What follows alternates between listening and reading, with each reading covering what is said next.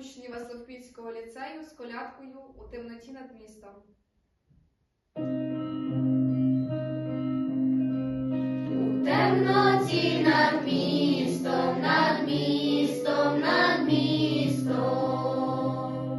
горить зоря провісна, провісна, провісна, не в пишнім царськім домі, а в яслах на соломі родився наш Спаситель Ісус Христос.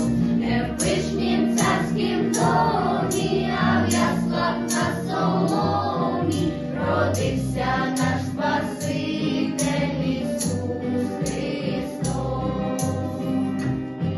А зверху спів небесний, небесний, небесний, лунає в день чудесний, чудесний, чудесний, не в пишнім царськім домі, а в яслах на соломі родився наш Спаситель Ісус Христос.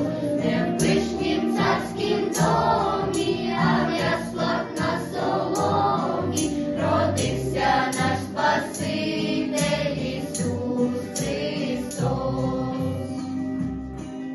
І пастухи приходять, приходять, приходять, дитя в яслах знаходять, знаходять, знаходять, не в пишнім царськім домі, а в яслах на соломі родився наш Спаситель